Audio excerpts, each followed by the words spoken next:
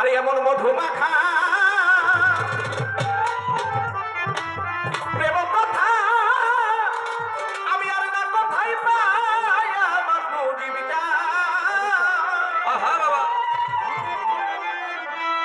করে বান্ধব তুই বিনে কাঙ্গালের কেহ না।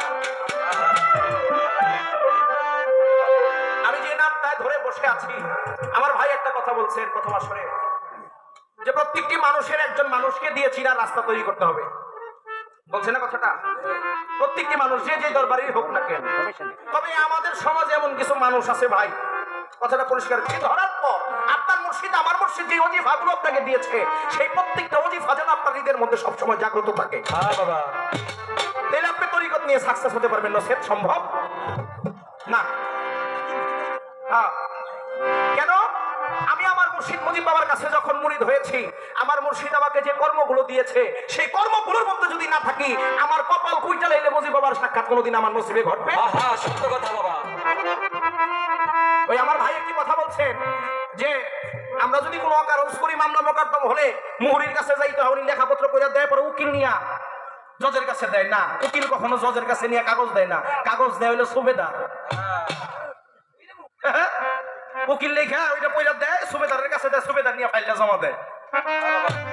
তাহলে বিষয় হলো এই কথাটা তিনি কেন বলছে, প্রত্যেকটা কাজে একটা স্টেপ দরকার আছে, মাধ্যম ছাড়া কোনো কিছু হয় না। এখন আপনি মাধ্যম নিয়ে জজের কাছে গিয়া যদি মুখ বন্ধ করে রাখেন, জজ আপনারা কি কইব? জজের কাছে যা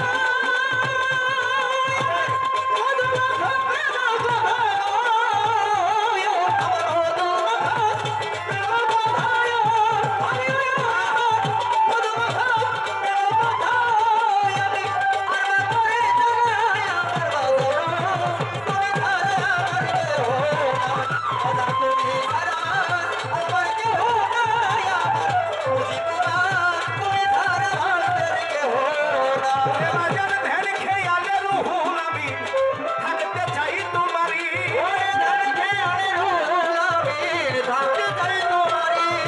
আর ভুলব সত্য হইব যদি একটু গোবিয়াদবি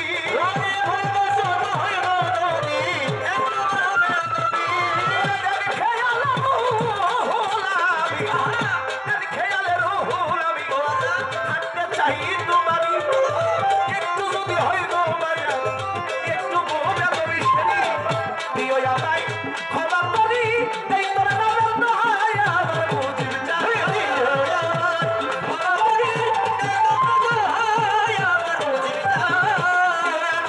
ক্ষমা করি এই তোর নামের দোহাই আমার দয়ালো তুমি ছাড়া আমার কেহ নাই রে তুমি ছাড়া